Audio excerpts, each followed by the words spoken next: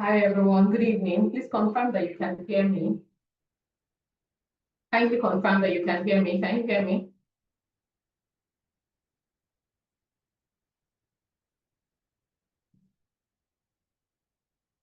All right, thank you so much. Eniola from Lagos. Thank you. Thank you for joining. Let's keep it coming. Let's see in the chat box your name and where you're joining us from. Love to hear from you. Would love to hear from you all. Can see Eniola, you're welcome. Christopher, Charlene from Canada, you're welcome.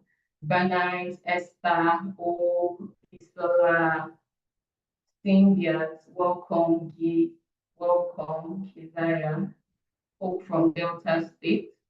So good to have you. Thank you so much for being here. Sam Chris, you're welcome. Delos, you're welcome. Esther from Lagos, good to have you, Esther. Bernice from Kaduna, good to have you, Bernice. Thank you so much for coming. Thank you for taking that step to learn about on the attachment styles. Bisola from Lagos, you're welcome.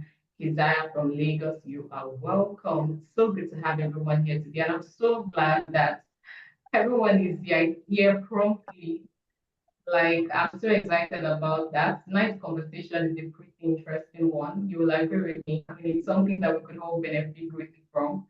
So I'm very certain that there's a lot to learn tonight. Please, we kindly ask that you unmute yourself unless you're permitted to speak so we can have a smooth conversation. Please do well to mute yourself as you're joining. Please do well to mute yourself as you're joining. And as you're joining as well, please go ahead and introduce yourself in the chat box. Tell us your name and where you're joining us from. While we wait for a couple of people to join. Welcome, Aditola. Good to have you. Thank you so much for being.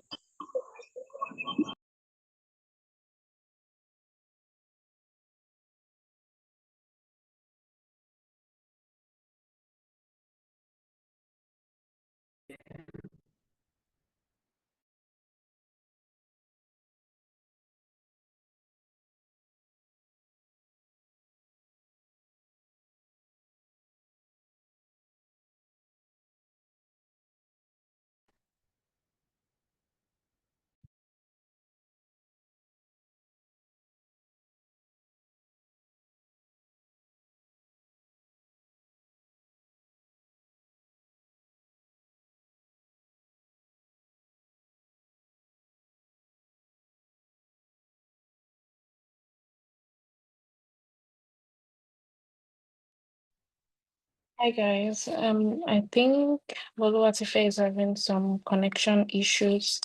So let's give her a minute or two for her to reconnect. Thank you guys for your patience. Thank you, everyone. I apologize for the interruption of the network. But yeah, so good to have everyone here. Thank you so much for joining. Not to waste too much of my time, we're going to go straight into the conversation of the day. We have guests as well. But before we do that,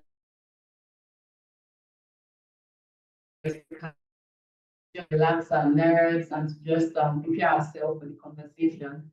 So in the chat box, I would like everyone to say, if you could have a superpower, what would you wish it to be and why?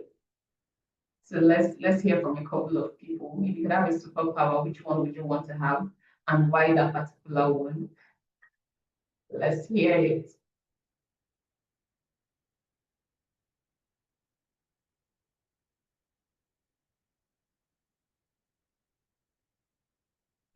Waiting for your responses in the chat box.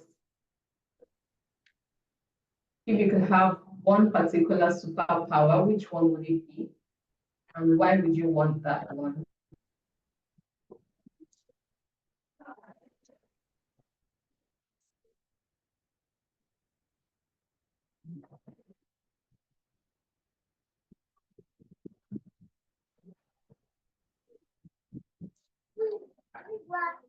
Get into the conversation proper. I think for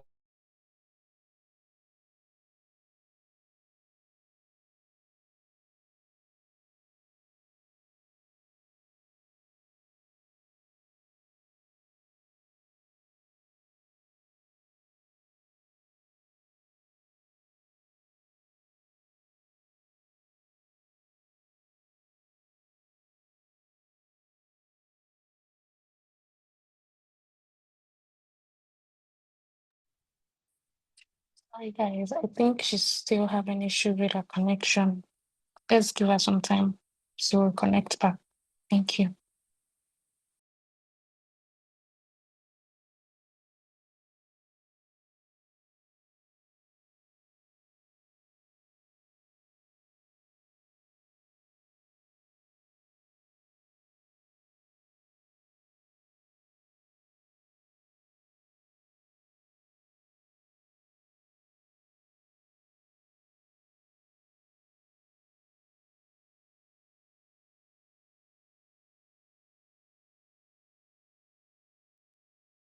Hi everyone, please confirm that you can hear and see me now.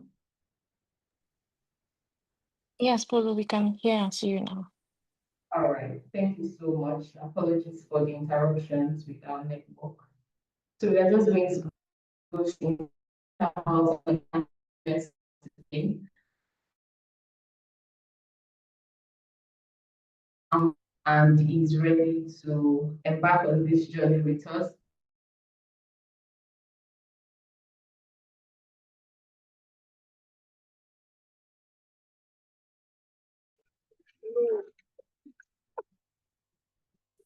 Enlightening us on this topic and help us learn as much as possible. So I'm going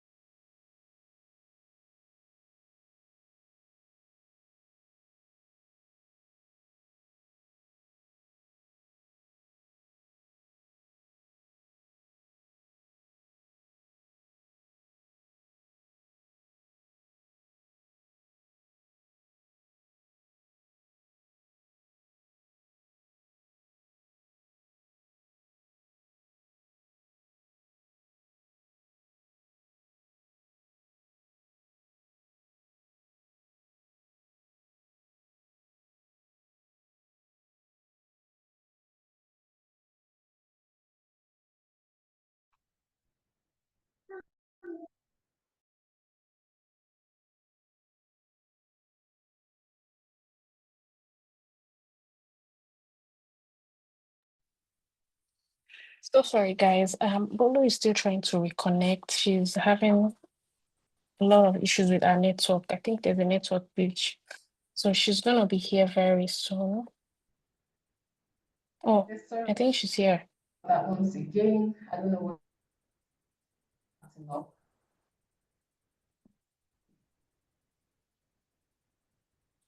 Okay, Bolo, we can see you, we can hear you now.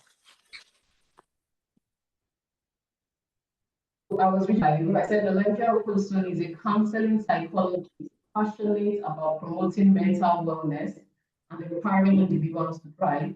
He supports clients in overcoming psychological distress, trauma, and life challenges by helping them achieve emotional balance, cognitive well-being, and he holds a bachelor's degree in English and literature, along with a master's degree in counseling psychology from the University of Benin. With expertise in mental health, Elijah conducts assessments and provides tailored therapy for adolescents and adults, focusing on emotional regulation and personal growth. His work spans various comprehensive care for lasting well-being. Some of Elijah's areas of expertise include anxiety and general activity disorder, depression and mood management, self-esteem issues, trauma, personality disorders, and relationship and family dynamics. Beyond his professional career, Elijah is deeply passionate about literature, poetry, and music. He expresses his creativity through singing and songwriting, his spiritual growth. Ladies and gentlemen, can we please welcome our very speaker for today, Let's see the round of applause in the chat box as we welcome Elijah.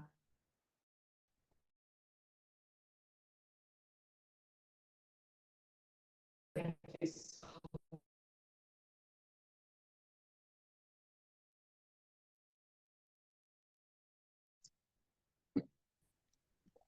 Hi, Elijah.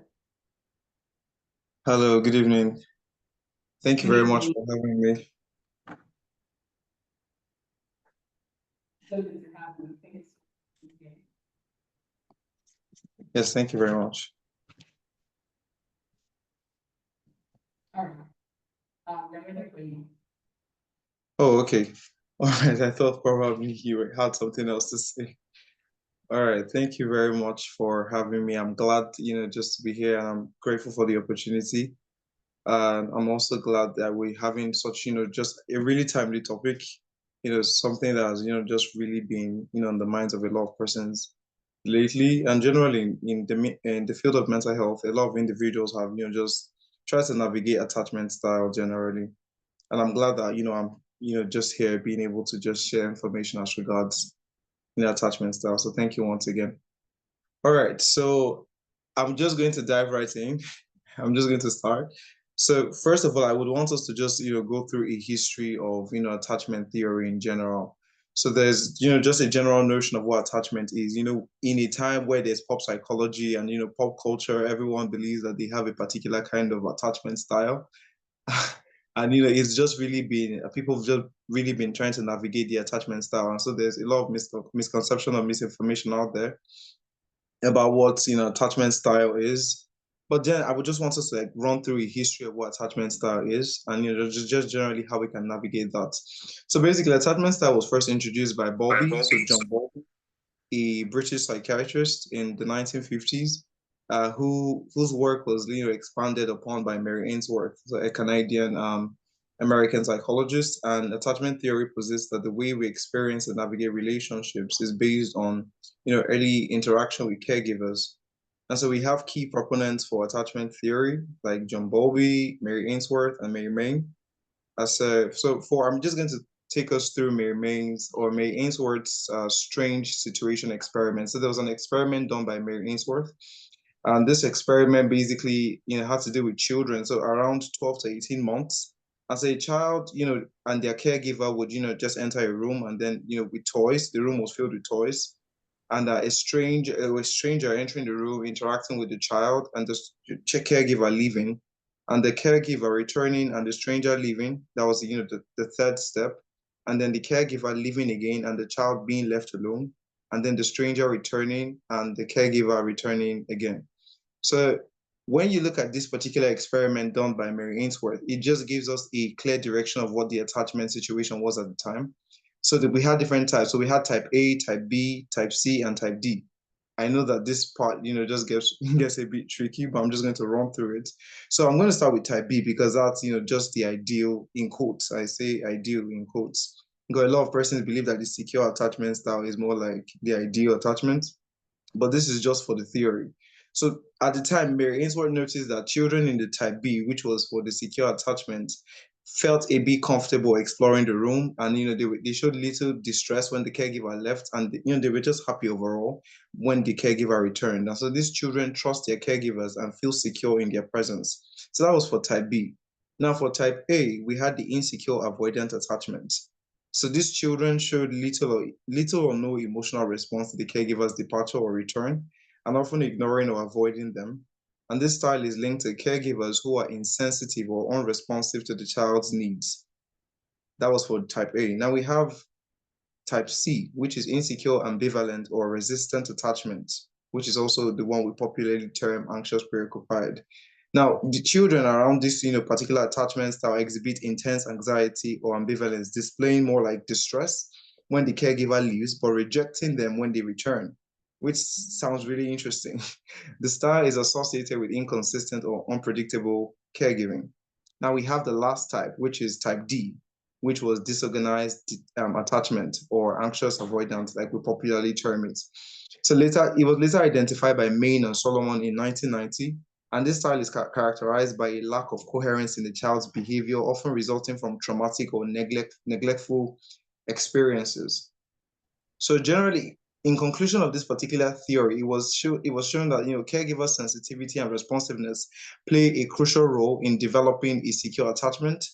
Now, attachment styles can influence a child's emotional development and relationships throughout their life, as well as the strange theory just help us understand the experiment, which provides a method for measuring attachment styles and its validity, which has probably been questioned along the years, but generally it's also just giving us more like a background as to how we view these things. So that's basically the theory. I know that was just a bit jumpy, but I just needed to give us like a background theory and of the history in general. So we define attachment styles. So there is this misconception also about attachment styles that probably it's just generally how people tend to love, or it's how people tend to fall in love in relationships. But that's not the case in all situations. Now, attachment style refers to the way an individual experiences or navigates relationships. It's basically shaped by their early interaction in life with their caregivers. And also, I would want to add that in later experiences. Now, it influences their expectations, their behaviors, their emotional responses in the relationship. So, first of all, we know that there is a very popular narration around, attachment style, that this is, just the attachment with caregivers, at a particular period of time, usually said to be around 12 months and 18 months during childhood. The child tends to develop a particular attachment to the parent, which could be in different regards. So in this case, if you notice that the attachment style of a particular child at the time is falling towards a particular area, then you can ascertain that this child is going to grow up to have a particular attachment style. Also, you also notice that there's an influence of behavior or just general relationships. So in all or in general, we can define attachment style as the way or just the intricate bonds or the systems of bondings in which individuals have in interacting with their external environment. And so there's also just our natural view that it's for romantic relationships alone. And if it's not for romantic relationships, then it's not attachment styles. Attachment styles can also be seen or be noticed in general viewpoints, in our friendships, in our careers, in just different areas of our lives and in different capacity. And so what it does is that it influences our expectation, our behavior in a particular relationship, and even our emotional responses in the relationship. So I'm just going to explain the different types of attachment styles so we can have, just a full-fledged view of what I'm talking about now. So I will start with the secure attachment, which is more like the ideal. It's more like what everybody wants generally, or what everybody desires to have. It's more like the goal for relationships and individuals in general. So when you say the secure attachment, as the name implies, there's security. So it's a sense of security, a sense of trust, a sense of comfort in relationships. So individuals who have a secure attachment style are not basically feeling insecure. They are secure within themselves and also in the relationship. They trust their partner, and they are also comfortable enough in the relationship to express their needs and be vulnerable. They are also very independent, and so they are not afraid of independence, but also they are not afraid of intimacy in such a way that they are able to somehow balance and regulate their emotions because somehow there is trust available in that relationship and within themselves. So there's an intricate web of control around themselves that they do not necessarily need validation from external environment or external sources. So they can regulate their emotions and also communicate effectively and maintain healthy boundaries. Now, the thing with secure attachment is that most times you are able to generally communicate your needs as well as your emotions. So an individual, take for example, John, for example, is in a relationship with a partner, for example, and then he has certain concerns as regards the relationship or just general concerns. He's able to fully communicate his demands as well as his needs to the individual he's in a relationship with, because he knows that he is secure within himself and he trusts himself. So he has the capacity to communicate effectively his feelings, his emotions, and also maintain healthy boundaries within the confines of the relationship. So what I mean is that most times secure attachment or securely attached individuals would not necessarily seek validation or people pleasing outside of themselves. So there is a tendency for other attachment styles to show a level of people pleasing. But for people who are securely attached, there's just generally the tendency to communicate healthy boundaries, to set healthy boundaries, and place respect around this terrain in such a way that it also preserves their sanity and mental health. Yeah. So I believe that at the end of the day, you notice that the secure attachment is basically the ideal for individuals. Everybody wants to have a particular, you know, semblance of secure attachment in their relationships, because then they're able to, communicate healthy boundaries, inform individuals that this is how they want to be loved and this is how they want to, just relate in the relationship. And so in a society where we have people who generally gaslight people into being in a relationship or just make people doubt their, perception of reality, securely attached individuals are able to communicate that this is the limit to which I want to, entertain so and so, or this is the limit of which I want to, entertain this particular level of situation in this relationship, as well as they're able to also communicate that directly in such a way that there is emotional intelligence. So I'm going to talk about the childhood experiences that shape a secure attachment. So parents are sensitive. So parents of children who or individuals who later become, securely attached, you notice that there is a system of characteristics that basically shape their childhood. So for an individual, if you notice that as a person, you have the secure attachment, there are a couple of factors that probably might have influenced this. So for example, your parents were sensitive growing up. Your parents cared about your needs. They cared about your, just your demands. They were very present.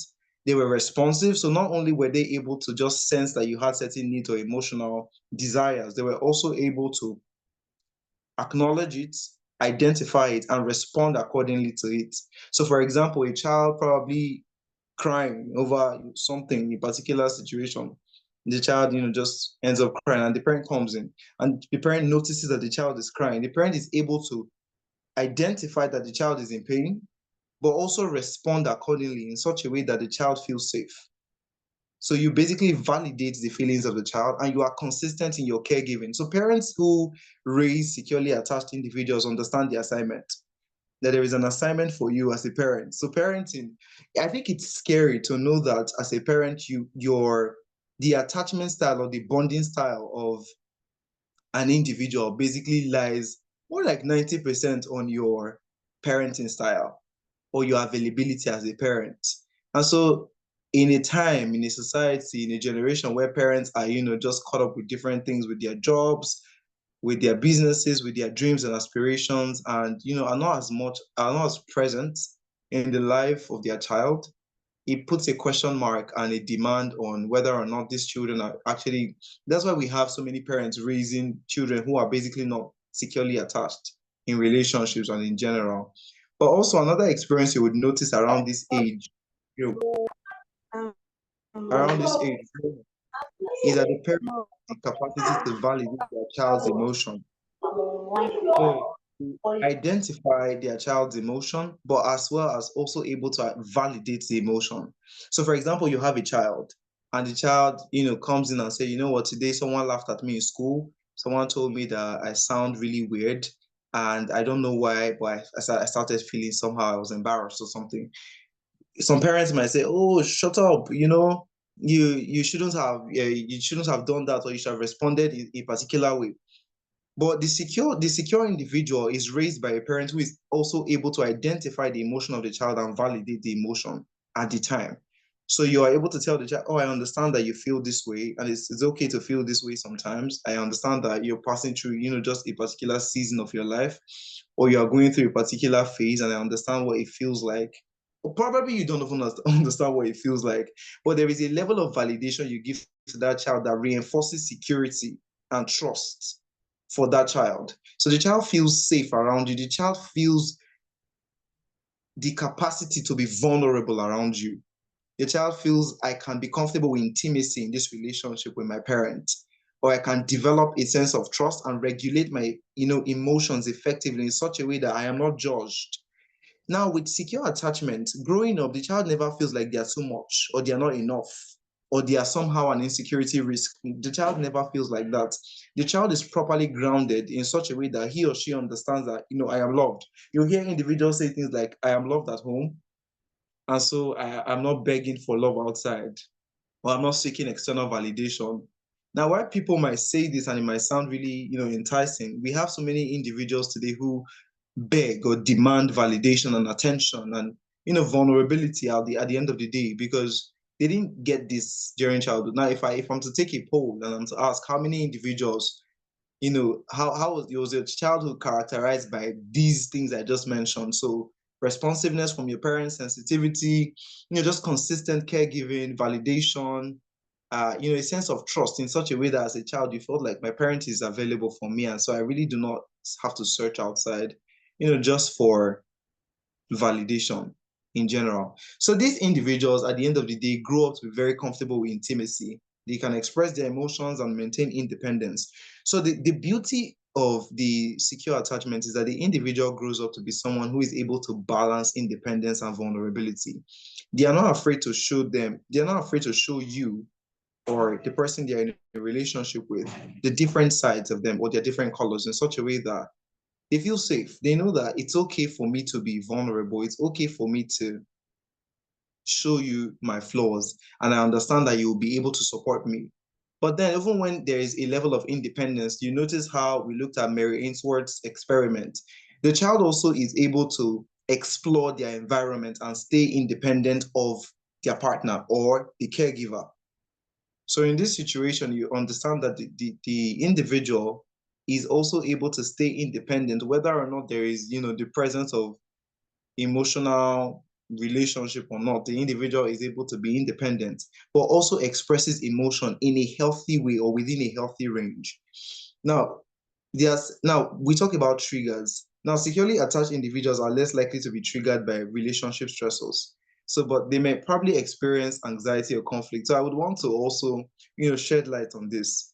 There is a misconception that goes on around with pop psychology today that individuals who are securely attached do not have worries or they don't have triggers, or they have the perfect relationship, they have the ideal relationship, they have the picture perfect relationship. That's not the case. So rather than stating that these individuals have a very fairy tale kind of relationship, or their love lives just seem to be fairy tale-ish, it's more of how they were brought up and the dynamics that surrounded their formation. So the securely attached individual's brain is wired to sense safety, doesn't interpret independence or loneliness in general, not loneliness in its just aesthetic form, but loneliness in itself when I'm alone. It doesn't interpret that as a trigger for fear or abandonment or rejection. It's not like you're just giving me time to just be independent. I have my time to myself. So individuals with secure attachment are also able to regulate their emotions in such a way that even though there's anxiety or there's conflict, they are able to regulate their emotions and not internalize certain negative thoughts. Probably negative thoughts come up at some point, but it doesn't change their perception because there's already, I won't call it a biological wiring, but as we continue to grow and advance, even as individuals, we have certain biological things that begin to just form in us, certain hormonal interactions generally that just shape how we are able to respond to our external environment, right? So I'm going to say, for example, Sarah feels comfortable sharing her feelings with her partner and trusts them to be supportive. That's a fictional character now. So Sarah feels like, you know what, I am able to talk to you about how I feel without the fear of being judged, and I can trust that you will do the right thing with my emotions. There's no fear of vulnerability. There's no fear of me trying to be I'm not trying to be sketchy with you. I'm not trying to be diplomatic with you. I'm not trying to, engineer my words around you. I'm not trying to walk on eggshells around you. I feel safe in the relationship. That's because as a child, the ground has been prepared for you. You were around, just really healthy parents that were able to regulate your emotions and regulate your feelings in general. And so this is why we all want to, have the secure attachment. So in therapy, you have most individuals who come into therapy. And when they come into therapy, it's always a case of what's the goal? The goal is secure attachment. I want to be securely attached. Right. But like it's not basic, it's not as basic as that. So the securely attached individual has been somehow wired from childhood. And so it will take a couple of factors or a couple of, just systematic desensitization to undo what has been done. So that's basically secure attachment. So I'm going to move over to the next one real quick. Or how we call it, anxious, ambivalent, or preoccupied in general. Now, this, as the name implies, anxious, preoccupied. This attachment style is basically characterized by an intense emotional dysregulation. So you notice that individuals with anxious, preoccupied attachment always have a sense of just this intense emotional dysregulation. It's almost as though there's a fear of abandonment. Obviously, there is a fear of abandonment and a strong need for reassurance. Individuals with anxious, preoccupied attachment style often feel insecure, they feel clingy and overly dependent on their partner. So what I'm going to say is, because there's a tendency for us to somehow interpret certain personality traits as attachment style, which would be not necessarily correct. But we would try and map out certain relational factors that were consistent at childhood.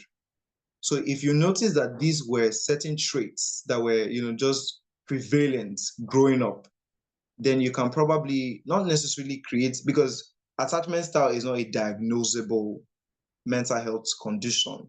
So we can't really say, okay, this is, just the diagnostic, template.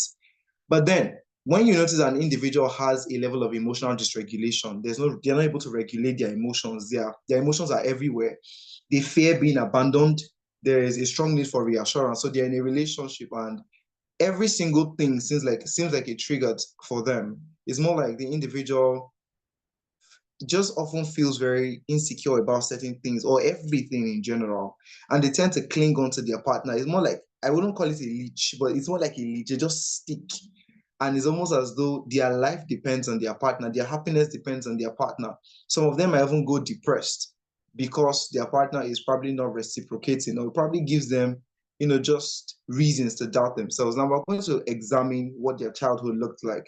So individuals with this particular kind of attachment style, the anxious, preoccupied, basically had parents who were inconsistent. That's the first thing we should know. So the parents were very much not in the picture as much. Even if they were in the picture, it was a really inconsistent presence. And they had a very unpredictable parent, overly dependent on their child for emotional support. So instead of playing the parent will probably play the child. So the child has to somehow be the one that has to be emotionally mature or emotionally present for that particular parent. And then they may be overly protective. So parents with, at the time parenting this particular kind of individuals were overly protective, intrusive, anxious, leading to intense focus on the child's emotions and behaviors. And so generally you want your child to be your parent. It's almost like you're switching roles. But then the result is that the child becomes overly attached, seeks constant reassurance, and experiences intense anxiety or anger when separated from their partner. So, and most times I would also want us to track a map. When you have this kind of individuals, there's with the inconsistent parenting, the individual is denied the ability to be vulnerable. It's almost as though there's a remote control with how the switch is turned on and off with these particular individuals. So the child might just seek validation from outside or reassurance. So when you see these kind of individuals in a relationship, it's almost as though they are begging for the presence of the individual. And this is more likely linked to a wound. The wound they sustained at childhood. So I'm going to explain from a different angle in general. So when you see, for example, let's say we take a fictional character and we say Lillian. So Lillian, for example, is in a relationship. She has experienced all of these things, in early childhood and grows up. She enters into a relationship and prioritizes the needs of her partner above her needs, because that's what she has been taught to do in childhood. She had to parent her parents, if that makes sense. She had to be the parent, and so somehow she now mirrors who her parent was. And there's this theory. It's not really founded on just scientific It's just generally like more like an hypothesis. But like there's a theory that says that individuals like this end up attracting, just they end up attracting their parents at the end of the day. So you attract a parent where you feel like your partner, you feel like you have to be very present for them, or at the same time, you fear being rejected by them. You fear being abandoned by them. And it's almost as though you create your life, you wrap your identity, you wrap your self-worth around your partner in such a way that outside of the relationship, there's no life for you. Outside of the relationship, there's nothing else. If you ask these individuals, if you leave this relationship, what happens? They'll tell you things like, you know what, I feel like I'm not enough. I feel like I'm not worth it. Because over time, they've had to prove themselves, as a child growing up. They had to do certain things to maintain the presence of their parents loving them. So the love from their parent was conditional on certain factors. You had to be a good boy. You had to be a good girl, right? And so you just had to be something for your parents to basically love you. And so they keep up the act of trying to sustain people's love, working it through, and giving grace to people at the expense of themselves. So that's why you find that anxiously preoccupied individuals tend to have people-pleasing tendencies. If you look at just fear responses, like fight, flight, fear, they tilt towards fun because somehow they would do every other thing than confront. They are not as confrontational. They would beg you to stay as a partner, just anything to stay, as long as you don't leave them. Because the moment you leave them, it's an attack on their self-worth. It's an attack on their identity as an individual. And even in therapy, when you basically ladder down to their core belief, probably you use the CBT technique to ladder down to the core belief of these individuals, you find out that there is deep wound or deep-seated negative thoughts. And you find the core belief is something more like, I am not enough. I'm not worth it. And so they fear that outside of this relationship, nobody's going to love them. I am unlovable. Nobody's going to love me. So I have to prove myself to this person. And so they cling on to the person. Now, growing up for them, the parent was just generally erratic. But their response is, instead of doing any other thing else, they would somehow cling to the person. That's their response to abandonment. So rather than zone out, they would cling to the individual. I don't want you to leave me. You leaving me is going to mean the end of my life. I need you to be here. I need you to be present with me so I feel safe. Your presence or the presence of their partner somehow is safety. And even in the presence of their partner, they are still very dysregulated. And so if you look at triggers for these individuals, it's perceived rejection. So any single thing that looks like rejection for these individuals serves as a trigger. Separation. So an individual, as the partner of these particular individuals, you could probably just zone out for a minute, and then they perceive that as, oh, you're rejecting me. Oh, I'm not enough for you. Oh, they perceive that as abandonment somehow because it reminds them of what they had to go through as a child. And so lack of communication can also trigger anxiety for this particular kind of individuals. So, for example, you're in a relationship with someone who is anxiously preoccupied, who has anxious preoccupied, attachment style, and you don't talk to them for probably a day. They go on your Instagram, or they go on your Facebook, or they go on your whatever it is, whatever communication channel that is, and they just probably start stalking, and they start checking, and they're like, oh, we've not talked for over a day. What's going on? Did I do something wrong? It's always about them. It's more like every single thing that happens points to wounds around them. So they become erratic. They become emotionally dysregulated in such a way that they blame themselves for almost everything. Is this something I said? Is this something I did? Does this person want to talk to me anymore? Was it the way I spoke to them last night at the party? Was it? It's always a case of, I have done something wrong, and so I have to beg this person. I have to beg this person. I have to try as much as possible to make this person stay with me. If this person doesn't stay with me, it's over for me. It's over for my life. So there's always the need to cling on to the individual. And when it's not happening, and the reason why it's difficult is because, so there's this concept in psychology we call intermittent reinforcement. It's usually associated with addiction. So individuals probably who have addiction with drinking, smoking, gambling, there is this high the individuals tend to get at some point. It's more like intermittent. It's more like reinforcement.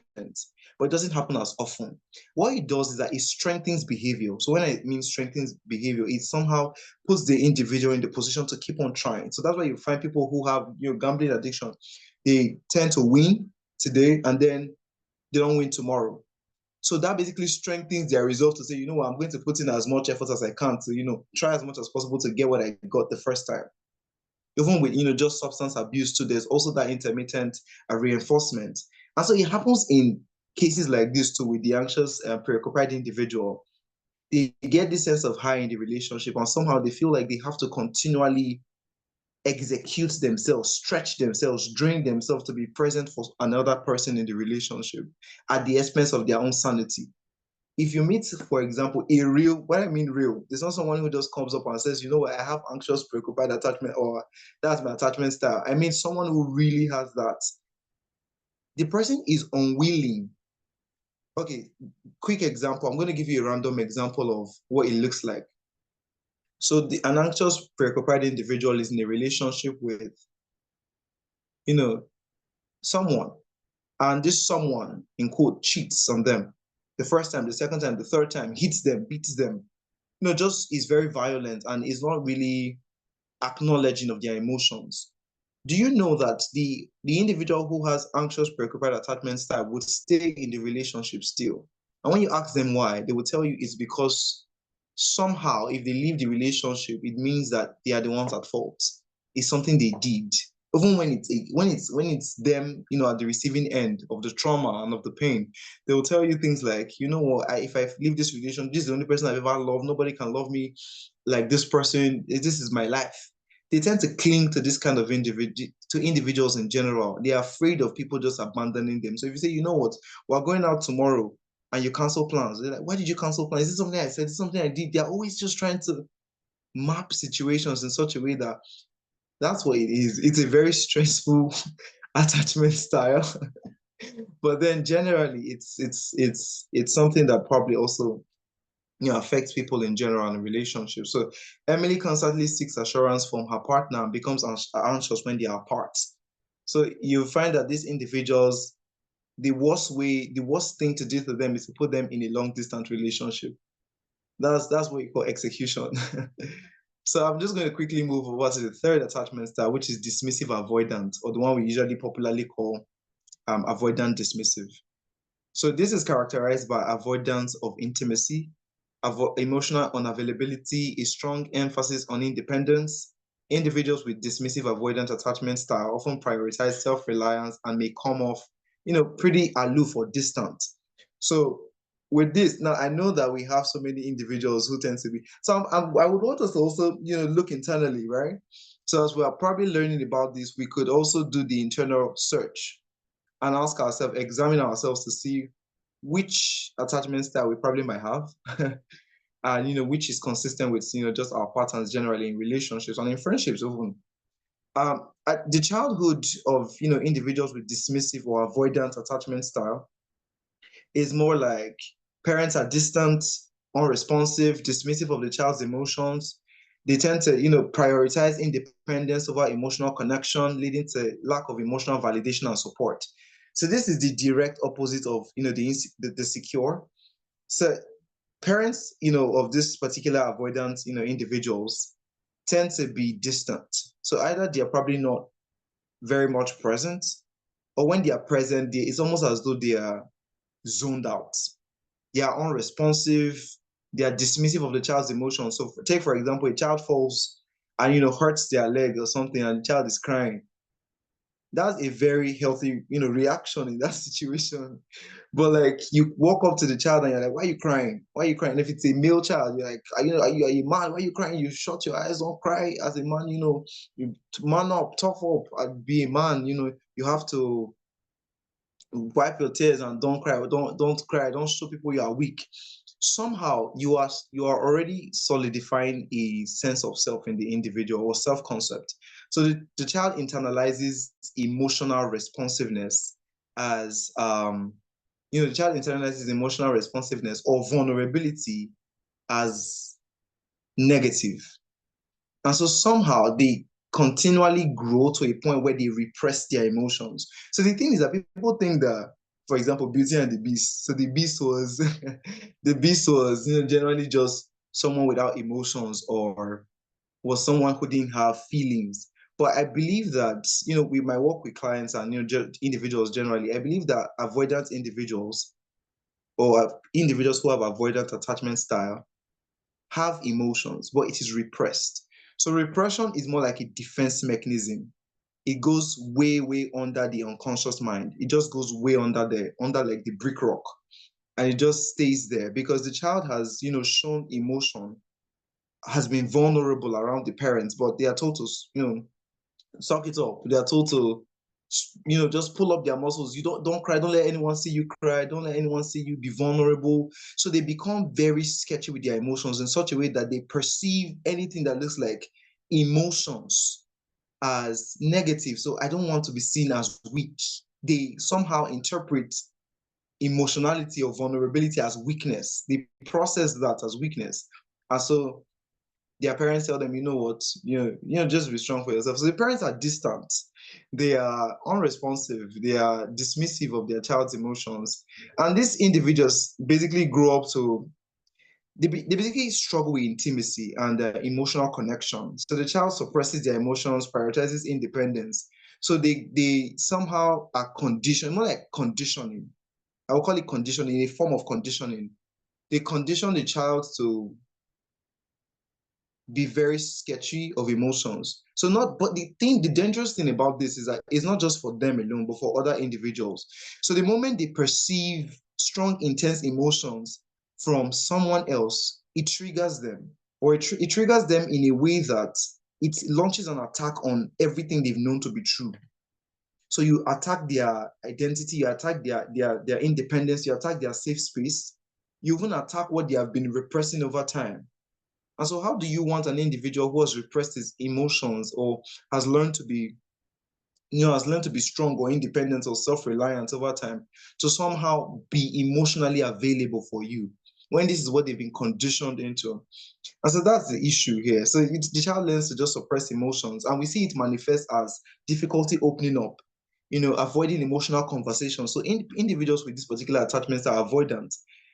They don't open up in the relationship. They don't talk to their partners. You hear individuals say, my partner doesn't talk to me, doesn't share, details about their life, doesn't want to talk about this area. They just, doesn't, doesn't want to, the person is just like uptight, doesn't say anything, and, avoids emotional conversation. When I want to bring up, talks about how I feel in the relationship, they shut me up or they zone out. They prioritize independence over intimacy. So they don't want to, just be intimate. And the thing with avoidant also is, so I'm going to explain something. So there's something called activation. So activation, you have individuals say, my wife is avoidant, or my wife is, anxious, preoccupied. Now, you can't gauge the attachment style of an individual until activation has happened. So there has to be an attachment first. Attachment has to be activated first before you can say, oh, yes, this person is, anxious, or this person is avoidant. So take, for example, in a relationship, the individual gets into a relationship with someone, and the avoidant person somehow at the beginning of the relationship has the capacity to love bomb. So the person love bombs, and the person is very present. The person is, in quotes, the ideal. But the moment they notice that, for example, and usually the time frame with attachment is around 6 months. So the moment the avoidant individual notices that there is a responsibility, or there is now a responsibility for them to be intimate or vulnerable in the relationship, and they see that it is their responsibility to do that, they zone out, they drift apart, they just frizzle out. It scares them. Vulnerability basically triggers them. So emotional demands. So you're saying things like, I want us to talk about, just our relationship and the way forward. I noticed that you've been distant lately. You've triggered them. I want us to, grow our intimacy. You've triggered them. I want us to, work on our relationship. Let's communicate more. You've triggered the individual. And so basically a whole lot of things can trigger the avoidance individual. So for example, let's say David, fictional character, David struggles to open up to his partner. and prioritizes his independence over emotional connection. So David would rather stay on his own than talk to you about things of matters of the heart. You know, whenever you bring that around him, he feels threatened. He feels like you are somehow, you've waged and you put an attack on, just his mental state in general. And so he just moves apart from you. He just becomes really distant. You scare him. It's almost as though you have put, you have put him in a position to somehow do things that he is not. Because what happens at childhood is also a rewiring of the brain. The child is learning how to be dismissive because his emotions were dismissed. So he would dismiss his own emotions. And imagine an individual who dismisses his own emotions. Whose emotion is he supposed to somehow accommodate? Whose vulnerability is supposed to somehow give room for? So these are things that you look out for when you're just trying to gauge, relation. So it's almost like they're stoic, they are brick walled. They've built fences around themselves, and people cannot break those fences or defenses to get to them because somehow they are preserving themselves around that fence. And so I'll just go to the last one, which is fearful avoidance. Whenever I talk about the fearful avoidance, there's a whole lot of just question marks or eyebrows raised around it. It's also called disorganized, and you would see very soon why it's called disorganized. So it's characterized by a fear of intimacy or abandonment. It's difficulty trusting others, emotional dysregulation. Individuals with fearful, avoidant attachment style often struggle with forming and maintaining relationships due to past trauma or inconsistent caregiving. So the parents of these particular children who become fearfully avoidant or fearful avoidant or anxious avoidance, that's the popular name for it. The parents are neglectful at childhood, abusive, traumatic, and this basically puts the child to just there's a lack of trust and there's a fear of intimacy at the same time. So there's a statement, the Igbo people use. They say Jide maka maka, like it's almost like push and pull. Today they are I want you, tomorrow they're like I don't want you. So it puts you in the position to like, what's going on? I need you to like I need to be sure we are good. So they may be inconsistent or unpredictable, causing the child to feel anxious or just fearful in relationships.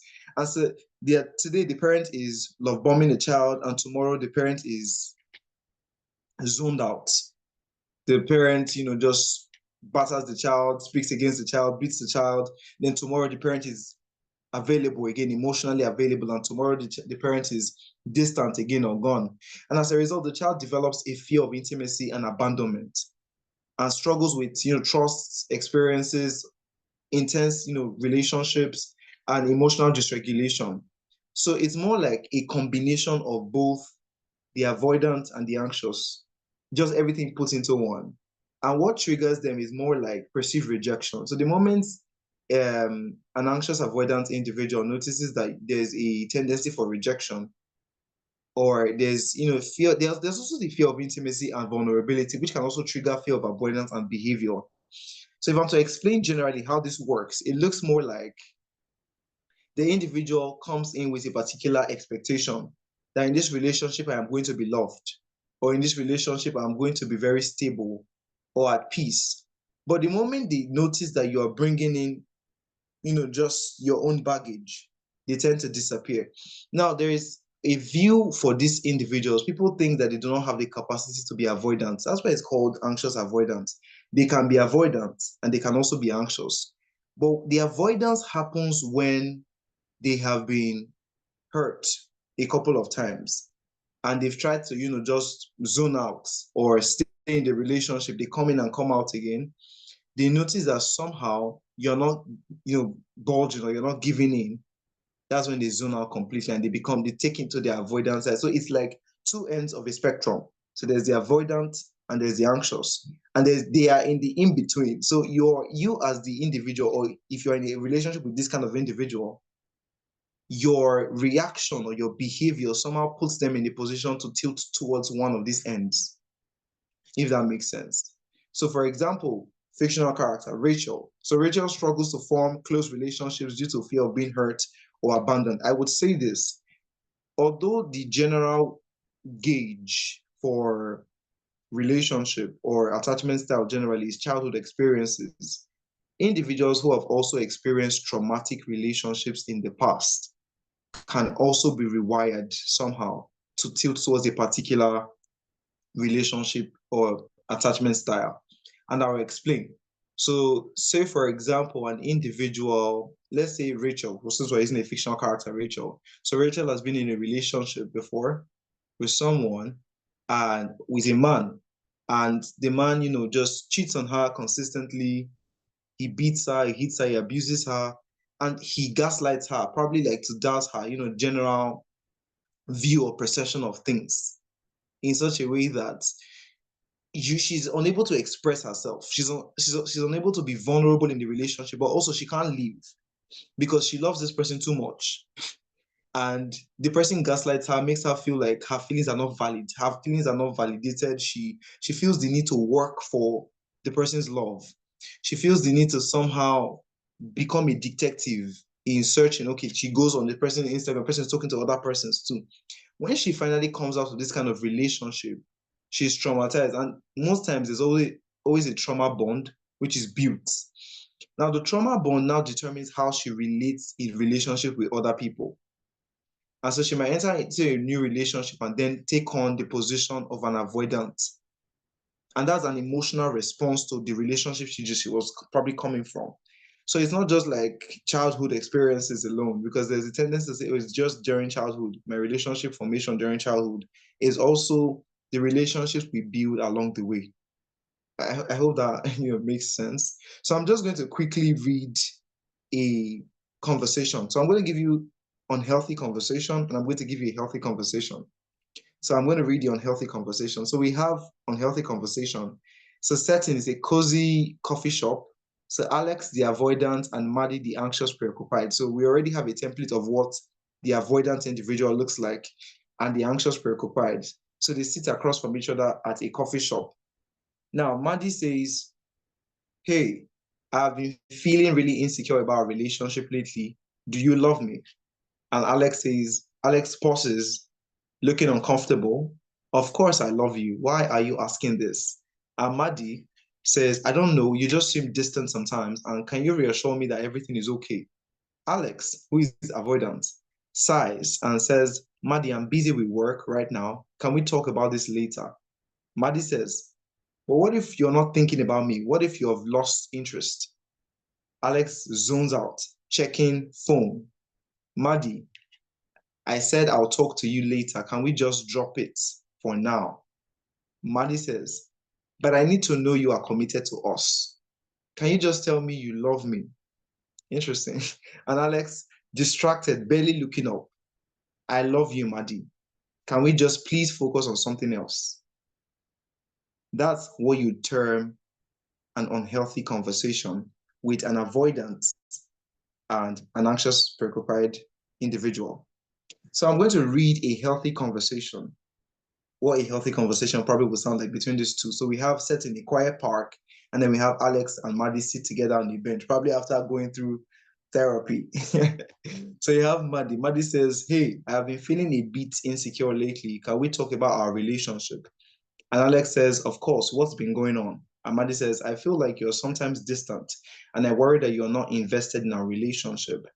Alex says, I understand why you'd feel that way. I have been stressed with work, but that doesn't mean I am not committed to us. Can I talk to you about what's been going on with me, or can I tell you what's been going on with me?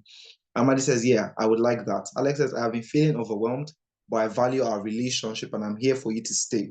Let's work together to find ways to stay connected despite my busy schedule. And Maddie says, that means a lot to me. I appreciate your honesty and willing to work through this with me. So in the healthy conversation, you notice that Alex acknowledges Maddie's concerns and communicates openly about their own feelings and needs.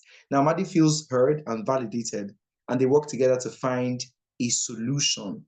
So this is the situation with things in general relationship when you have, a mix of, just different individuals coming into, relationship. One is avoidant and one is probably anxious. The anxious individual would always cling, and that's the thing. The anxious individual somehow attracts the avoidant because that's who their caregiver was. So they attract the avoidant, and then there is a demand on them to do things to make the avoidant stay. And that's the thing, you can't make the avoidant stay because the avoidant is very much, structured against emotional intimacy. That person would rather be independent. There's a song that has lyrics along the line of, before I love you, I'm going to leave you. Or before I'm going to think of the lyrics. Before I love you, I'm going to leave you. Before I'm someone you leave behind, I'll break your heart so you don't break mine. That's the perfect description of fearful avoidance. They want the relationship, but the moment they notice that there is a trigger or something that might be like you're rejecting them or trying to abandon them, they want to do that first. That's a defense mechanism in trying to preserve themselves in the relationship. So before you leave them or before you do anything, that probably they zoom off, they disappear. But it's different from the avoidant individual. The avoidant individual is not even, the individual might be interested in you and the relationship, but does not have the capacity to be vulnerable, does not have the capacity to connect with you on the level that you want. It's more like they are zoned out. They are there, but they are not there at the same time.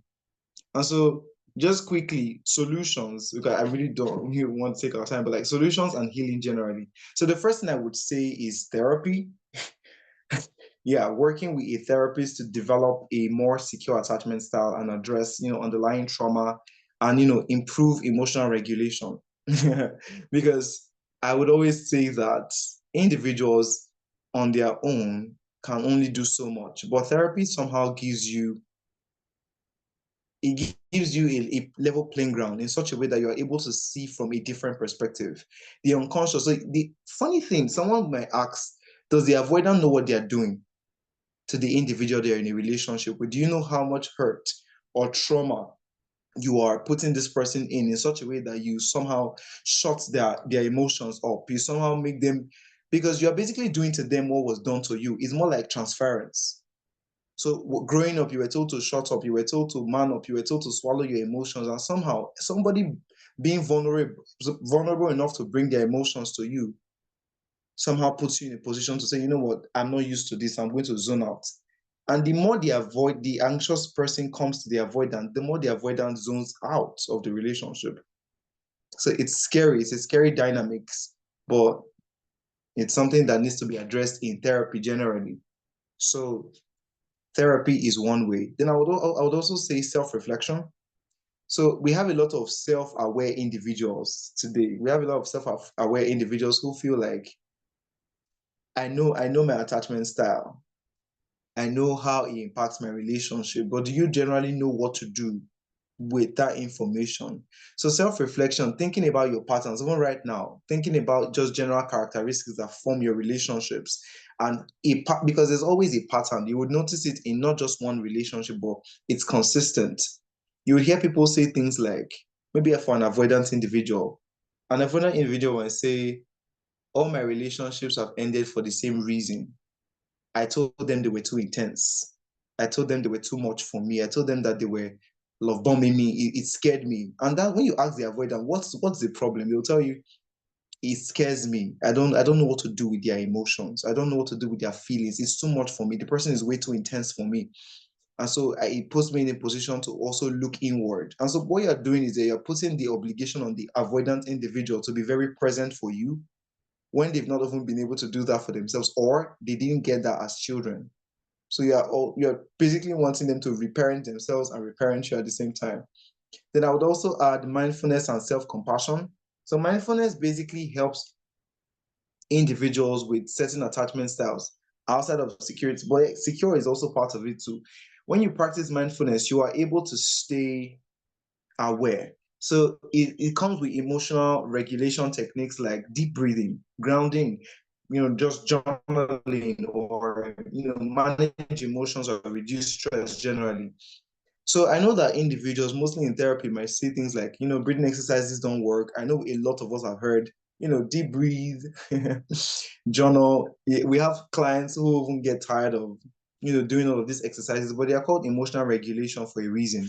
And that's the reason why we look at the ideal and we say, oh yeah, this particular one has the secure attachments, just looks really nice. It's because they're able to regulate their emotions. So regulation looks more like deep breathing. And so for this particular kind of technique somehow rewire the brain in such a way that it reduces stress response.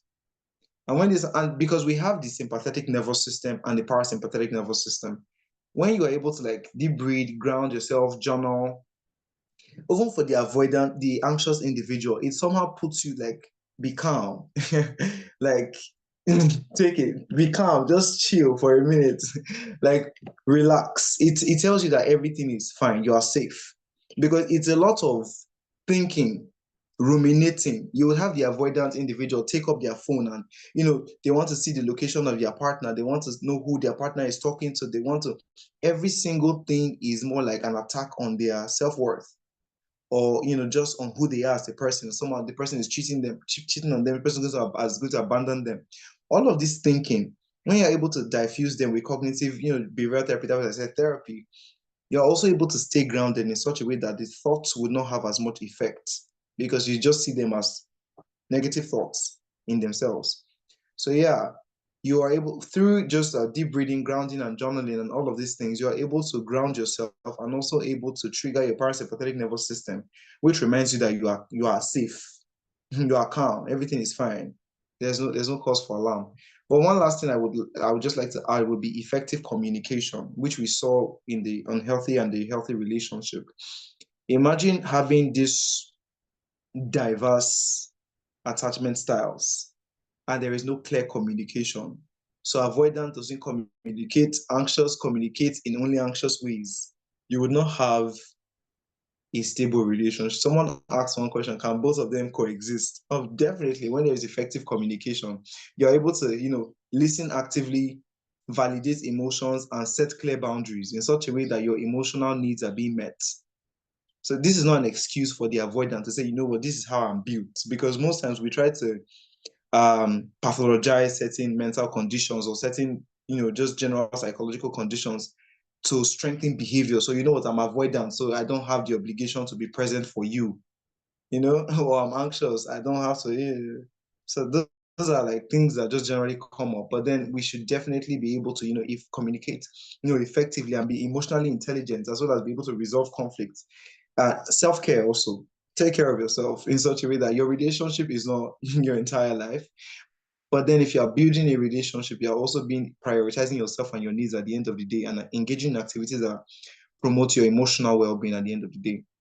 So yeah, that's it from me. So I'm glad that we've been able to just run through all of the different emotional attachment styles rather, and also been able to see from it, just a different angle, how these things can particularly affect us and our relationships in general.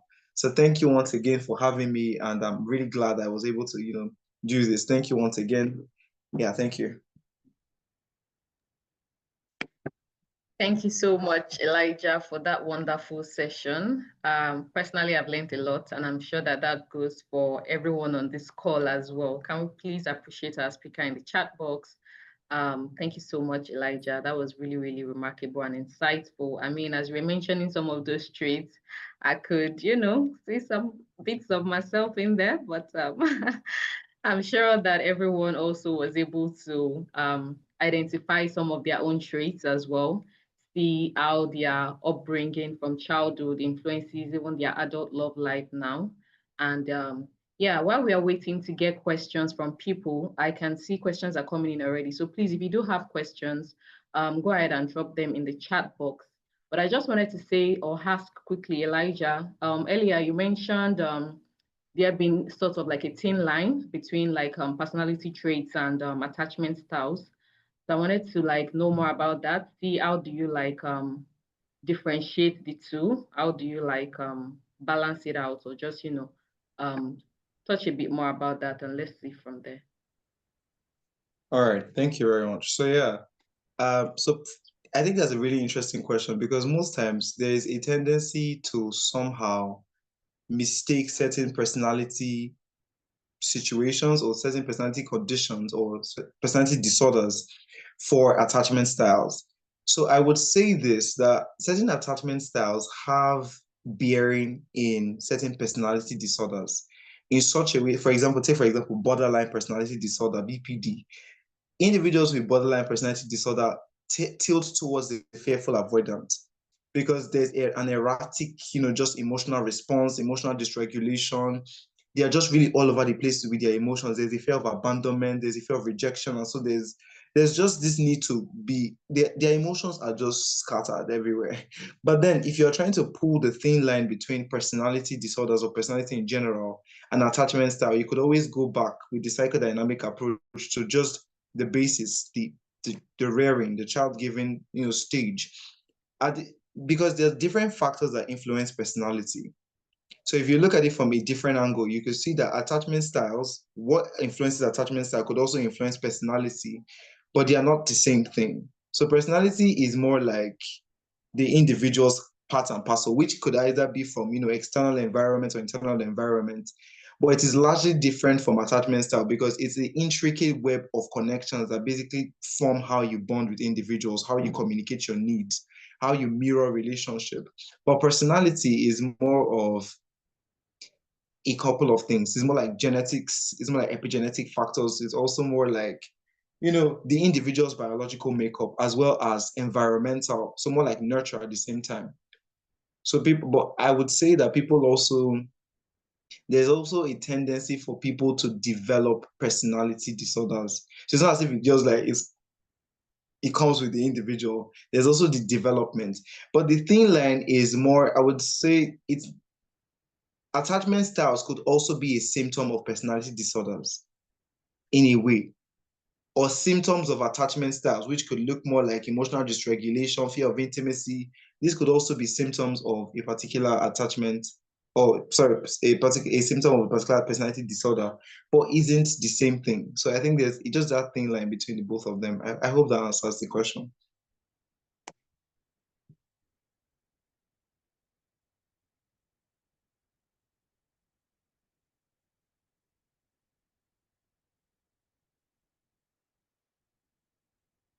Sorry, I can't hear you. Oh, so sorry about that. I was muted. Thank you so much for clarifying that. I'm going to go ahead now and ask the questions that I'm seeing in the chat box. The first one says, is it possible for someone to exhibit different attachment styles based on who they are relating with? All right, that's a really interesting question. So yes, it is. I would say yes because, so for example, attachment style is not necessarily cast on stone. So it's not like every individual has a particular attachment style, but based off of certain relationships, we as individuals have the capacity to also exhibit a particular behavioral pattern or trait in certain relationships. So, for example, if an individual is in a relationship with an avoidant individual and they are very self-aware, they also understand, just general symptoms of avoidance. They are able to play the part of a secure individual if they have, just a level of self-awareness or emotional regulation. But at the same time, this individual can also be in a different relationship where their emotional needs are not being met. They are not necessarily validated. Their feelings are not validated. They feel they need to always search for validation in the relationship. They could then exhibit probably anxious attachment style. And so this is a different relationship. So I believe that's a great question because it shows that different relationships have the capacity to bring out different, attachments. So it's more like an eclectic attachment style in one person. So I'm naturally of the opinion that there's no one particular attachment style for one individual. I feel like different occurrences and experiences over time shape the attachment style of an individual. That's why I'm not of the school of thought that only child giving conditions shape attachment style, because it's not something that is just cast on stone. It's something that probably develops or changes or transforms with individuals you meet or as you continue in different relationships. So yes, the answer to that question is yes. Individuals have the capacity to exhibit a range of attachment styles based off of just external environments or who they're in a relationship with as well. So yeah. All right. Thank you so much for that answer. I hope that answers your question, Lydia. Going on to the second question now. Okay, this is a two-in-one question. Person's asking, does temperament determine an individual attachment style? That's one. And then two, how can one relate with someone with an avoidant attachment style? Yeah. Yes. All right. Thank you very much for that question. That's a really great question, I would say. I really like the questions I'm getting. So temperament, definitely. Definitely. So yeah, temperament is one. It's more like, I would say sometimes it looks like a symptom, generally of, an attachment style. It looks like a symptom as well. But then temperament has the capacity to also form certain attachment styles in a way that the individual has no choice but to bend, to that temperament. So in relating with individuals in different relationships, their temperament. So for example, individuals who tend to be very erratic, or let's say they tend to be very, just neurotic in their, just behavior generally, in their behavior in general. In relationships, you'll find out that they tilt towards an anxious or fearful avoidance in such a way that they relate with individuals based off of that. So you find them being really easily irritated, they get upset, they get angry, they get really clingy, they also get really unsure. So it's more like they put you in a position as the person being in a relationship with them to have to deal with all of their temperaments at the same time, and also, be present. So yeah, temperament definitely either of two things. It's either a symptom of the attachment style, or it's more like a necessitating factor that influences or sponsors the particular behavior in the relationship, which basically still equates to your attachment style. Because attachment style, like I would always say, is a web of different factors. So basically, those factors basically form the person's attachment style, whether it's a symptom or a manifestation in the relationship at the end of the day. So yeah, that was a great question. And the second question was, sorry, what was the second question again? Okay, so the second question was, how can one relate with someone with an avoidant attachment style? All right. So avoidant, so I think that question is really interesting, because the avoidant is always the one who is seen as, like, in quote, the beast. Everybody is like, I don't want to get in a relationship with an avoidant individual, because it's almost as though you are walking on eggshells with them. So now, one way is, I would say, is emotional intelligence. Uh, is emotional intelligence, basically. I would say that because people have the tendency to want to, there's this messiah complex. So I believe I can save you. I believe I can. I don't know how many of us like saw the cartoon Beauty and the Beast, just growing up. But like, I think the Beast is the closest thing to an avoidant. And so like, Beauty was trying to fix him at the end of the day, and you do that at the expense of yourself. But then emotional intelligence comes with knowing, because you can't say that the avoidant individual doesn't deserve love, and you say, let's just leave this person. This person, should figure out their life. You should understand that, first of all, the person had a rough childhood. So distant parenting, unresponsive parenting, dismissive parents who dismiss their emotions. And so bringing that to them is basically almost like opening up their injury in such a way that they are coming to terms with what they've gone through as children, and they suppress their emotions. So you have to be emotionally intelligent enough to understand their inability to engage emotionally with you, to be intimate in the degree of intimacy you would demand from them, and also to have certain difficult conversations, because that emotional demands trigger them, intimacy triggers them, vulnerability can also trigger their avoidant behavior, and you don't want that. You don't want them to zone out. So the best way to do it is either of two things and it might sound funny, but yeah, emotional intelligence, but also ability to know when it is not in your capacity. So because people tend to want to fix, and then they do it at the expense of themselves. But then seeking therapy also, you could also go to couples therapy, but that doesn't mean that it would probably change the avoidant individual. They have this general disposition. So it's unclear communication also. I would always say that they're able to communicate their emotions to you, but you're also able to. So, okay, I'm going to add one last thing, attunement. So attunement is a psychological concept that was missing for this particular kind of individuals growing up as a child. Attunement basically means you dialing into the individual's emotions being able to recognize, identify their emotions, and respect it in such a way that they feel heard, they feel seen, and they feel validated. So the avoidant doesn't want to, he doesn't want to engage, he doesn't want to probably be intimate. If you're able to dial into this and say, okay, you know what, I understand that you're feeling really heavy right now. I can understand. I know you feel, you just feel overwhelmed. So I'm willing to give you space.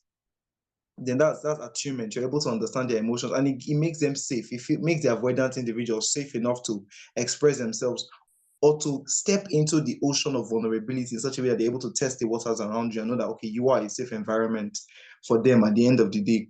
But yeah, it seems like a lot of work. So yeah, I would always tell them good luck to that. So yeah, I hope that answers that question. Yes, thank you very much. It does seem like a lot of work, and I think I like the fact that you mentioned emotional intelligence and then knowing when it is time to probably like withdraw or just go your way. Thank you so much. Now, speaking of couples therapy, when you mentioned it earlier as a way to like manage, attachment styles, understanding yours and that of your partners, we have a question on that, and the person is asking, how can couples therapy address attachment issues to prevent domestic violence? Mm, wow, that's like a really powerful question. Great. So I think that's a double barrel question because like how, just couples therapy can, just, intervene as well as to prevent, domestic violence in general. I feel like couples therapy is wired to somehow investigate not just the individuals, not just them as a couple now, but them as individuals. So it basically, I wouldn't want to say it attacks, but then it attacks certain core beliefs that they hold as individuals and certain childhood experiences that have probably shaped them into the individuals they are right now. And so what it does is that it helps each of the individuals in that relationship to be aware of the hidden unconscious or the unconscious of the particular of their partner. So you see certain areas or certain loopholes in your partner that probably you never knew before, or you never really saw, or you chose not to see. Couples therapy basically unravels this and helps you understand your partner more. So you understand that, oh, this person is avoidant, this person is anxious. And so there are certain techniques I can employ in navigating my relationship with you because now I understand that you are avoidant. Now I understand that you're afraid of intimacy and it's not your fault. It's not something you're trying to do. It's not because you feel like distancing yourself or running away. It's because they are just psychological strings that somehow pull you away from me when you try to, show intimacy because you've been conditioned to walk in that line. Your brain is wired that way. And so the person, the anxious individual, also in therapy, you understand that probably your wife, she's not just looking for attention. She's not just clingy. She's not just trying to just take all your time. It's because there are also intricate, wirings in her brain that has been sponsored from childhood.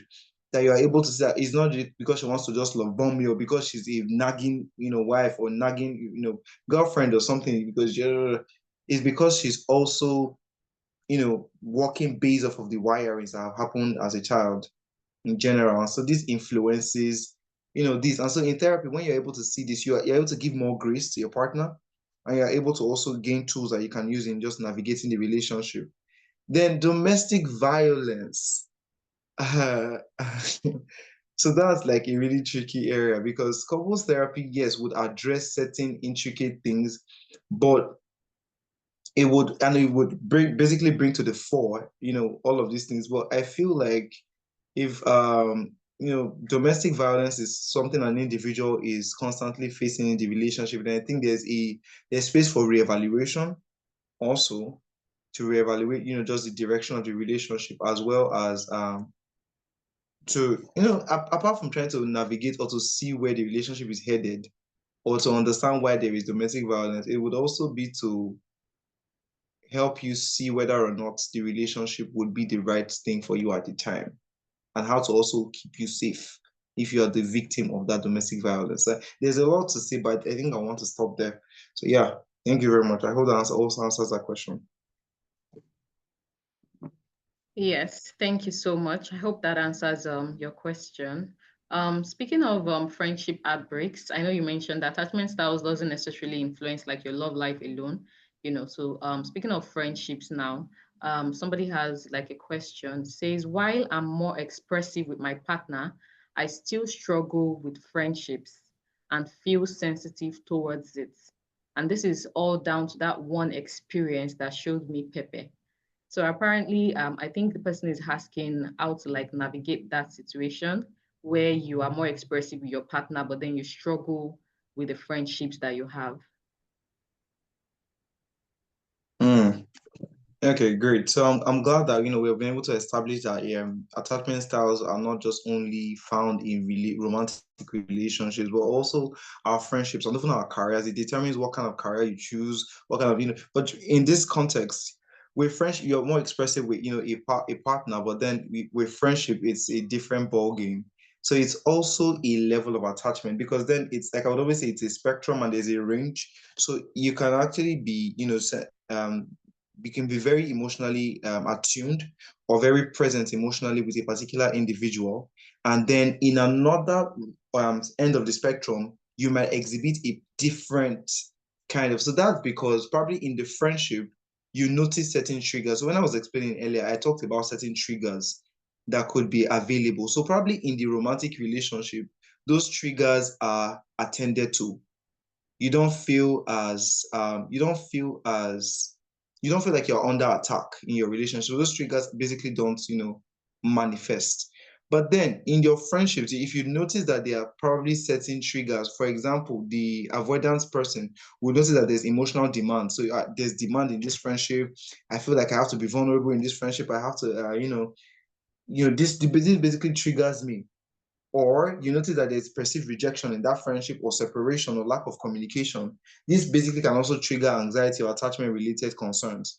So I think it's ability to understand the triggers as well as to see how they influence or affect your engagement in that particular friendship dynamics, if that makes sense. So while your attachment style may be different in a romantic relationship, it might come in a different capacity, more like an eclectic capacity with friendships or people outside of that particular zone, if that makes sense. So yeah.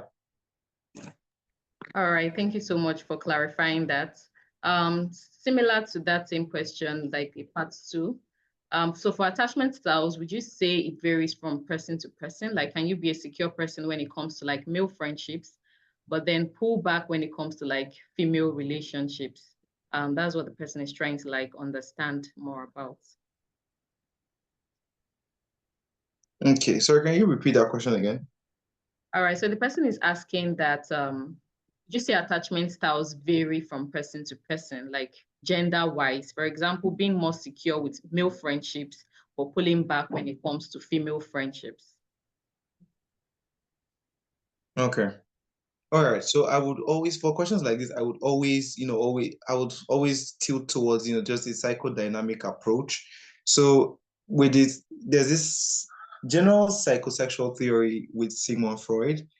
I think that basically we can link these two. And it's funny how often he talked about, caregiver relationship. And I think there's a particular stage where you have the Oedipus complex and you have the Electra complex.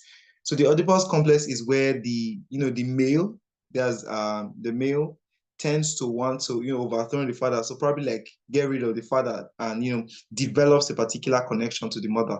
And for the Electra complex, the daughter wants to eliminate the mother and just to be able to secure the father as a romantic, not necessarily, but that was what he came up with at the time. And so with this particular viewpoint, you can see that attachment style can also vary with gender. So for individuals, some individuals might find that they are safe, they are safer or more vulnerable with a particular gender. Because growing up as children, I think the caregiver that was present was either of both parents. So if it was the mother who was present, there's a tendency to be vulnerable around females, to be, to show emotional connection around females, to communicate around females, to feel like this person gets me, because probably the mother was the caregiver who was present at the time and the father was out of it. And so the individual might interpret the absence of the father in a generalized sense. So with males in general, the person is not able to stretch up that vulnerability. So there is fear of being vulnerable around males, if that's the case. But if it was the father who was present, that's the male figure, then there's a tendency to, be emotionally, connected to, just males in general, or feel more safe, or feel safer or more vulnerable around, just males in general. And then with the female, the opposite. So that basically is more like a very brief, interesting theory of what might explain, just that dynamics in general. All right, thank you so much for clarifying that. There's a very interesting question here, which I think is going to be like the last or second to the last that we take. But before I ask the question, I just want to say to everyone, please, there's a link currently going on in the chat box now. Kindly take a moment to fill the feedback form, and please let us know how this session was for you. For me, I know it has been very insightful and enlightening, but we'd love to hear from you as well. So please, while he's answering the final question, just take a minute to fill the feedback form. Thank you very much. All right, Elijah. So this question is says, in the anxious and fearful avoidant attachment styles, there is an undertone of fear or sensitivity of rejection. And this is also prevalent with neurodivergence, such as ADHD. Now, how do we differentiate them? And do they intersect? Like, are people with ADHD definitely anxious, attached, or vice versa? So I think the person is like trying to find the intersection between attachment styles. Wow. That's a pretty amazing question, I would say. And that sounds like a really interesting question, because I think recently I was just talking to someone about how individuals who are generally neurodivergent and people with ADHD or probably ADD or whatever the spectrum may be.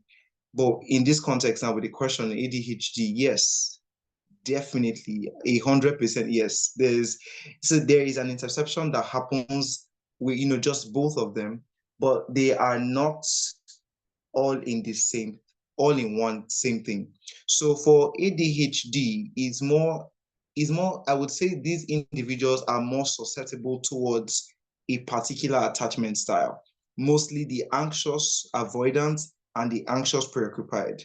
It's because of the nature of their neurodivergency. It's because these individuals have a tendency to exhibit certain traits, because there's always ADHD, when the individual basically fears rejection, the individual basically fears, just separation, and there's always a question mark as regards communication.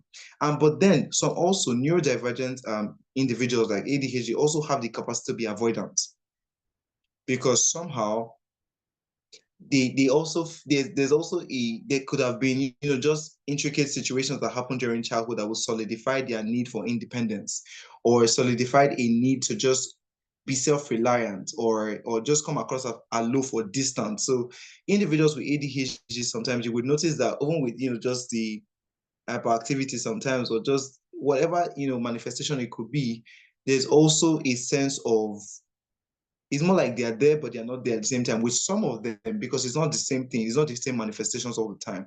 And with some other individuals who have ADHD, you would notice that they fear rejection. So they would rather cling to an individual and hold on to an individual, because rejection or abandonment is more like, I would always say, is more like an attack on their sanity. Is an attack on, just their safe haven. And so the only way they can, just react to that is to cling to an individual. So yes, it's a couple of, just connectivity situations. But with this, the answer is yes. There's interception, but they're different. But then it's just like with the earlier question, they are different, but then there is a point where they meet. And that meeting point is a very important point, just in determining to what degree they might manifest certain attachments, symptoms. So yeah. All right, thank you very much for clarifying that. I hope that answers your question. Please still go ahead and fill the feedback form. Thank you, Elijah. This has really been very enlightening, and I'm sure that a lot of people can say the same. Can we see your expressions in the chat box? On a scale of 1 to 10, how would you rate tonight's session? I think I would go like 11 or 12.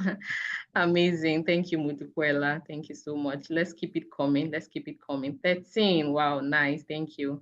We are glad. Christopher 9. Thank you so much. 100 over 10. Thank you. Wow. Thank you so much.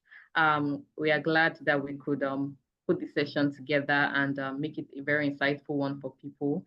And I think attachment style is something that is very important for everyone to like know, because you recognize that there are certain patterns that you keep, finding yourself in, maybe in relationships, in friendships, and just being able to understand how your experiences fit in, and how you can also like manage your attachment styles and gain skills to help you do better. Thank you so much. People are asking how can they connect with you online. I don't know if you have any, if there's any platform you're active on, or if there's any way people can like reach you in case like maybe they want to have like sessions or anything like that. Okay. Okay. All right. So generally, okay. Okay. So I probably would just, is it possible for, is there a way probably that could be, done after, it's after, because right now I'm probably not as present on social media, not generally, if that makes sense. Yes, Yes, but that's me. All right. So I think what we'll do is after, maybe we'll just like find a way to send out mails to those that are interested in connecting with you. Yes, we'll do okay, that great. immediately. That will send mails. Thank you so much, everyone, once again. Thank you, Elijah, once again. I just wanted to say something quickly. So over the past 1 hour now, we've dealt like deeply with the topic attachment styles. And I know that for me and maybe for some other people on the call as well, it is new to them. They're just like hearing about attachment styles and, still trying to like understand where they fit in, which style they are exhibiting. So for people who, despite everything that we've shared here today, are still finding it a bit difficult to know where they fit in, what would you suggest for them? What are some other things that they can probably like do to try and pinpoint or identify their own attachment styles? Okay, so you're asking just general ways in which people can navigate attachment styles as well as become aware of them. Yes, yes. For people who are not particularly able to pinpoint from today, the style that they have.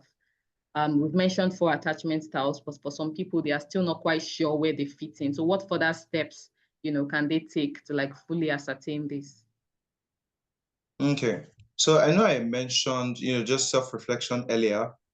So I feel like self-reflection is one of the best ways to help an individual understand their attachment style. So basically understanding if that's the root of it or the impacts of their relationship. So definitely individuals must have been in relationships, whether it's friendship or romantic relationships generally, and noticing or reflecting on how they are able to connect the systems that basically drive their level of bond in the relationship. Are they do they tilt towards the I need to prove myself to be in the relationship, I need to cling on to people? Are they towards the area of I prefer my independence and I think I fear being vulnerable around individuals? Or generally they feel, what, I trust people, I trust relationships, I just generally feel safe in relationships? Or I am on both ends. Sometimes I feel like I'm anxious, sometimes I feel like I'm avoidant. I think self-reflection will help you understand the patterns of your relationships and how these patterns have played out or manifested in just your general friendships and relationships. So self-reflection is one of, just the most powerful, potent, techniques in just helping you understand your attachment style, as well as helping you also navigate. So yeah. All right. Thank you so much. That was truly helpful. I think one thing that really stood out for me was, the way you broke down the 4 different types of attachment styles and then tied it down to the parenting styles. So if you can probably like recognize the parenting patterns that your parents, used to bring you up, you can probably like see the semblances, in your adult life that could point you to what your attachment style might be. So thank you so much once again, Elijah.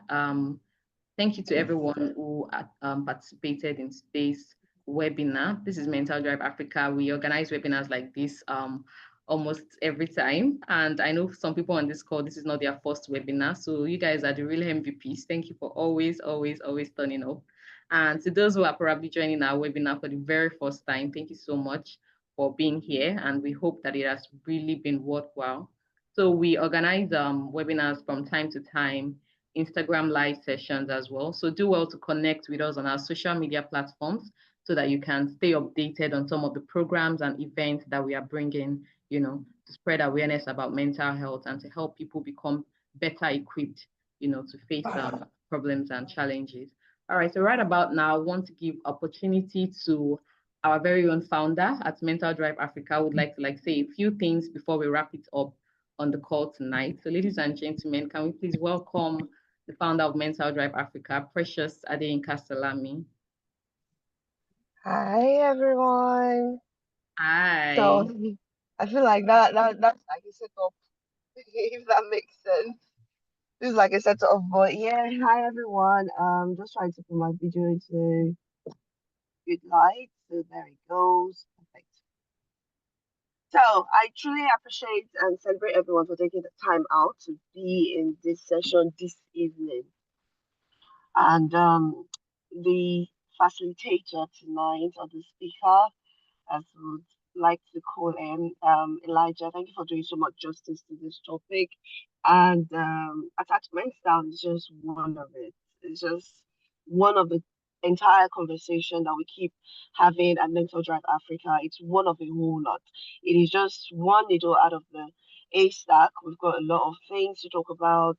The previous sessions we've talked about trauma. We've had a trauma series, childhood trauma, parenting styles, how to recalibrate, how to redefine ourselves, how to be better humans, how to be better versions. And that is just at the core of what we do at Mental Drive Africa. We are driven with the intent to provide access to as much information as you need, which is mental health awareness, and not just providing the information. We take the work with you, and that's where we have support groups. We have platforms where you can ask questions. We recently had a chatbot on Instagram launched. That's the mental health AID, where you can ask questions. The sweet thing about these conversations around mental health is beginning to find a place in Nigeria, in Africa, because looking back at the last 5-10 years, it used to be hush hush, but we're beginning to get more aware as a country, as a nation, and as the continent. So thank you for being a part of the conversation. Thank you for joining in. Thank you for letting that time count, because every single minute you put into or you invest into conversations like this is helping you, is helping someone. You are more aware, even for yourself or for other people. So it's not just for yourself. You're doing it for other people that will come to hear you talk, to hear you speak afterwards. So thank you everyone for joining, and we do appreciate it. We truly hope you connect with us across all social media channels. I've seen questions about trying to connect with the speaker. I'm still surprised that our speaker is not on social media channels. That is what I've heard. Because I'm also looking forward to connecting with him. We're looking forward to connecting with Elijah, outside of the session. But it is his life, it is his person, and the best we can do is connect with us so that we can always send Elijah an email and say, okay, people want you, we want you, we want you, you want you, and then we keep it going. But keep the conversation going. Every webinar, every session you join, it's not just for you.